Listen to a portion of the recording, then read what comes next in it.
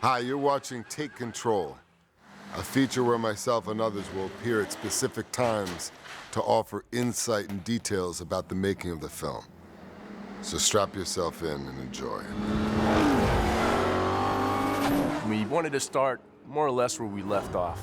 You know, seeing Brian and Dom the way that we know them, and that is they're car guys. They just love to race. And it's a bit of a setup, and then you realize what's really going on. This isn't just a mindless race. But Dom has always represented Mopar. He's always been domestic. Brian's always been more of the import guy, specifically the Skyline. We featured the 34 in Fast 2, and in Fast 5, we saw Brian in the R35, and it just wouldn't have been right to not bring this car to the movie once again. This is the first Skyline that's actually been available here in North America. The Skyline's been an iconic car. I know the fans have always been really excited about it, to bring it back again, going neck and neck with the Challenger, which is just so representative of Dom with the Flex and the muscle car. We just had to do it. Señor O'Connor, por aquí rápido. It's okay, you're just in time.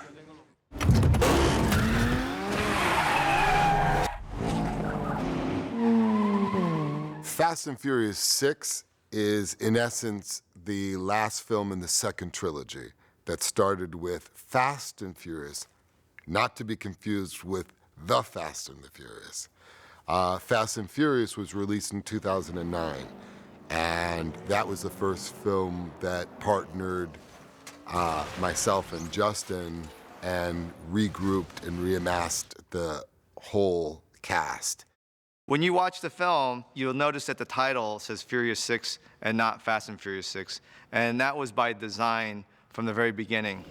This chapter of the Fast franchise was always supposed to end with Fast 5 and Furious 6. And when you see the tagline on the posters and the DVD cover saying all roads lead to this, that's truly why Fast and Furious 6 exists. It's supposed to wrap the mythology and just kind of end this chapter and at the same time launch the franchise into a whole new direction. Special Agent Hobbs. Riley Hicks.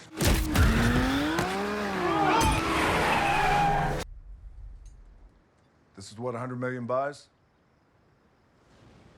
It wasn't that hard to find you, Toretto. I think anytime you have a scene with both Vin and Dwayne, you know it's something that is going to be memorable. Because I think with them, they both come with very iconic values. And it was important, I think, to set this film up where it's actually Hobbs that comes in to basically recruit Dom and his family. Essentially, Furious 6 is evolving not only the characters, but it's also taking this franchise into a new genre. And Hobbs is integral in coming in and bringing these characters and taking them to a new world. You see, he's gonna come voluntarily. As a matter of fact, he's gonna beg me. I very much like working with Dwayne Johnson. He plays Hobbs better than anyone could play Hobbs, and I think his Hobbs character is a real asset to the overall saga. A little anecdote, when Fast and Furious released in 2009 and broke records, the only person that called me from Hollywood was Dwayne Johnson to congratulate us on our success. Soon after that, someone on a social media site said to me that they would love to see Dwayne and I in a movie together. Initially, the role for Hobbs was envisioned for a Tommy Lee Jones type. And when Dwayne Johnson took control of that role, he made it his own and brought something unmistakably powerful that we've been able to explore as the films progress. I need your help, Dom.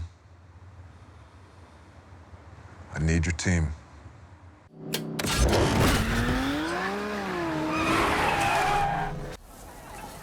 Nice. Fast and Furious, Fast 5, and Furious 6 exist in between Too Fast, Too Furious, and Tokyo Drift. When I talked to Vin, all the way back when I was making Tokyo Drift, it was about creating this mythology, his relationship with Han, and this theme of family and all the connections. That was to basically, we were going to explore that in 4, 5, and 6. And it was all going to lead and tie up to, the first 3 films of the series. Dom?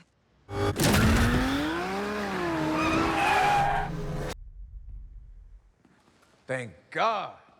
The first time the team is brought together in Fast and Furious 6 is at a headquarters that has been provided by Hobbs. Our characters are expecting to receive money and payment for the job that they're being presented with.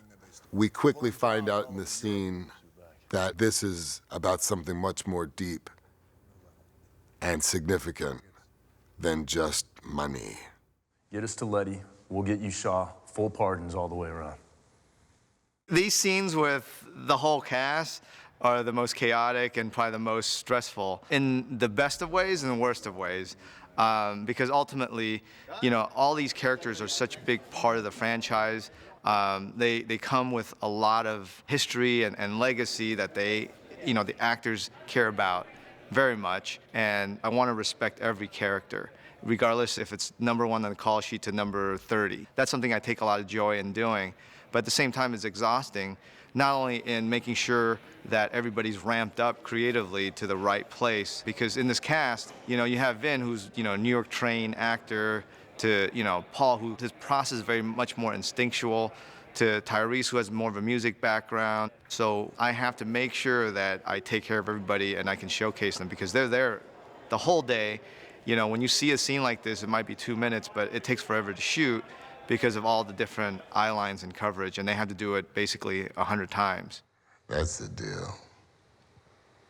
Take it or leave it. Guys, I got the Rover.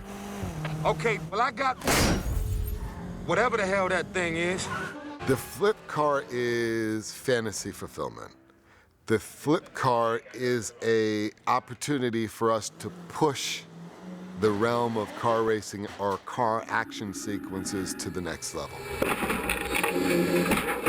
And we were very excited about introducing an original element in Fast and Furious 6 that you've never seen in any of the other Fast and Furious movies. When I was kind of developing the character of Shaw, I felt like this is a guy that's not going to be driving normal cars. He's actually going to be designing cars that is going to be for very specific purposes. And I like the idea of a car flipping another car. And I remember Dennis coming to me, and he had, I think, like a Mercedes SUV with a ramp that was on the roof that would come down. And I told him I liked the idea because it fits Shaw's character so well, but aesthetically it wasn't right. And I felt like when we were going to go to Europe, it had to be much more efficient. And I said, let's try to maybe use the F1 as inspiration. And he got it right away. Within 3 hours, he faxed me the new design. And that's basically what you see now in the movie.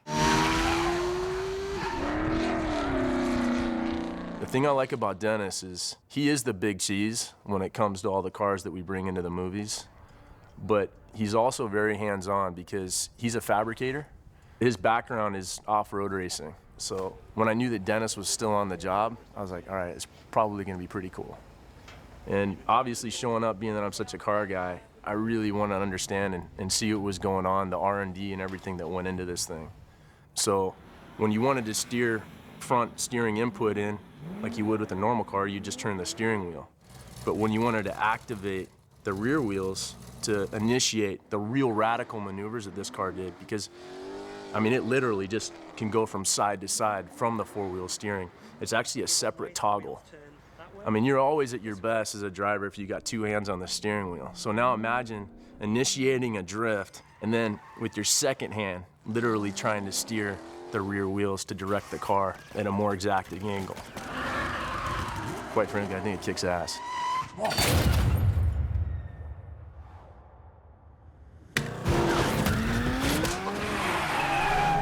The preparation for this Fast and Furious film is different than anything I've ever really tagged before. And I thought it was going to be cars, but instead, the training that I'm getting is for a massive fight sequence between Gina Carano, who's freaking amazing, by the way. She's so cool. She's a professional MMA fighter, for those who don't know. It was about a month and a half of strenuous workout sessions. I feel like both Michelle and Gina knew the importance of this, and the challenge I posed to them and also the crew is that let's not just make this a good fight. Let's make this the the best fight in cinema history. Why not? You know, like, we have the opportunity. And so everyone took that to heart. So on the day when we were on location, which happens to be basically 5 floors below the ground, and there was no elevator, the crew had to carry everything down. It wasn't a sound stage. I wanted it to be authentic. I wanted the actors to feel the location. And so once they got there, they were so pumped up. You know, I remember we would start rolling around 7 a.m. and around 10 a.m. I had to pull the actors back and say, you gotta just pace yourself a little bit because we still have a full day of work. And I actually had to convince Gina Carano to try to be a little tougher on me because, you know, I think, you know, with all of her training, she was fearful that she might snap a bone by mistake or something. And the stunt doubles did, you know, amazing tumbles for the sequence. They took some hard hits. And me and Gina took some hard hits, just getting it done and trying to make the best show for you. So I hope you guys enjoy.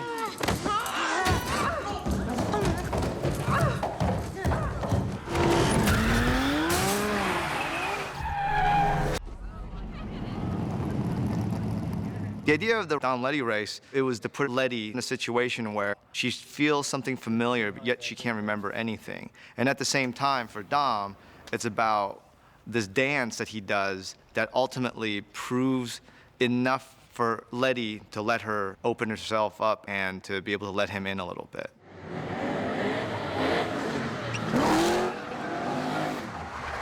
It's such an important sequence. I'm proud because we were able to shoot all that in 2 days. Just like old times.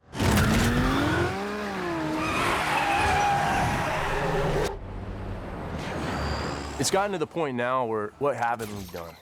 But Justin thought, hey, you know, let's really up it. And then going international, we opened the doors to the big boys. Well, the big boys come with bigger and badder toys than we've ever played with before. And so Justin thought, let's bring a damn tank.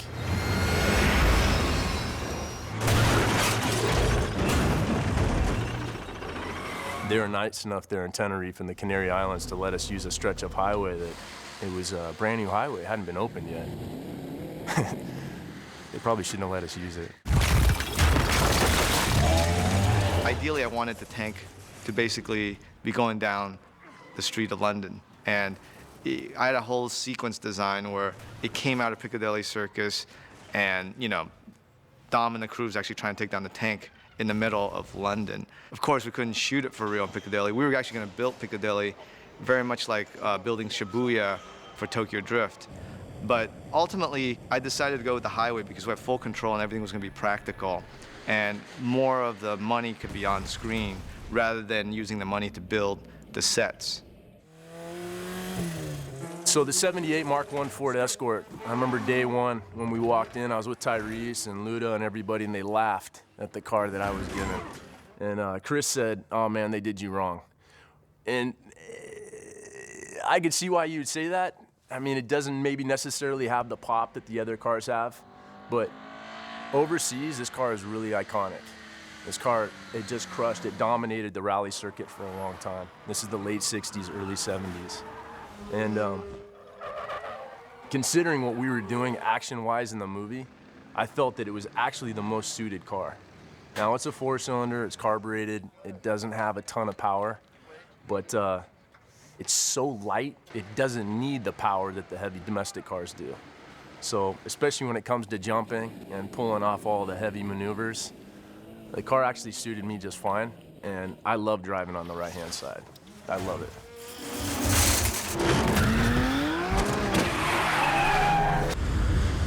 Now we got a big-ass plane to deal with. That ain't a plane, that's a planet.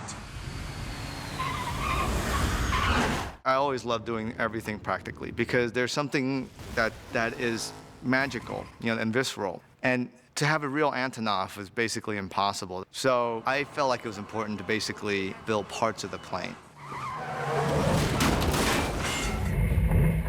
And it's funny because at the end of the day, if you really look at everything that we built the wheels, the base of Antonov, we had a fuselage set, we had a pilot set, we actually had wing sets. If you put it all together, we basically built an Antonov.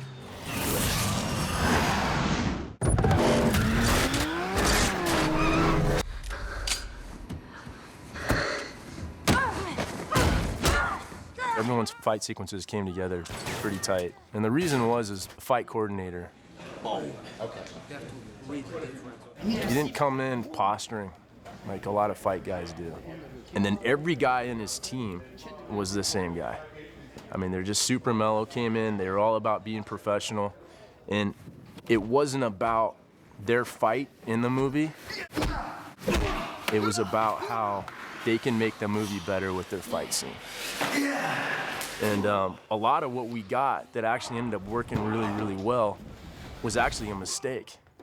But the mistakes worked so well because we knew the dance, just inside and out. We all got hit, we all got banged up, and nobody lost their shit, which I've seen happen a bunch in the past, so it was a really good experience.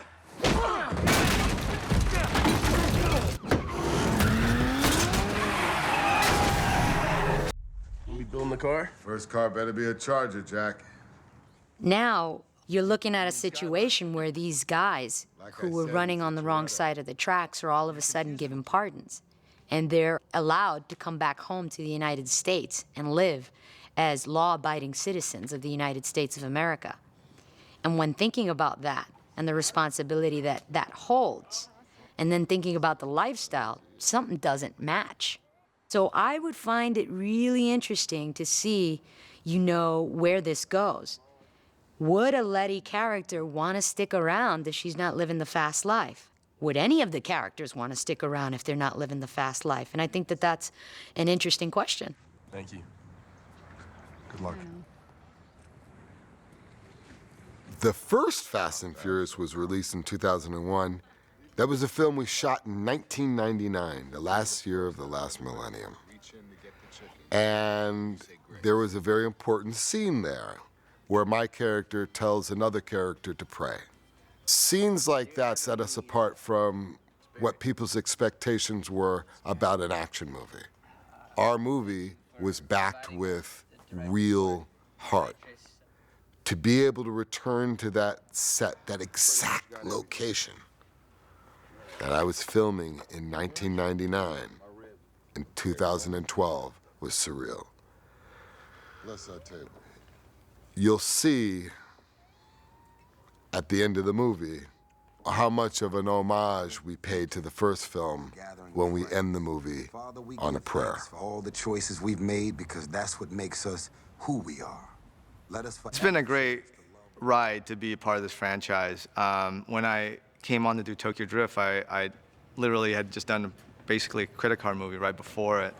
And to be able to be handed over the reins to the franchise and to try to do something to evolve it, I feel lucky to have Universal as a partner. But at the same time, to be able to make 4 movies, I give a lot of credit to the audience, to the fans, because sequels don't just happen. They are earned. As I'm kind of ending this chapter, I feel great because I feel like the franchise is in the best position it's ever been. And I remember calling Jason Statham and asking him to come in and do the tag.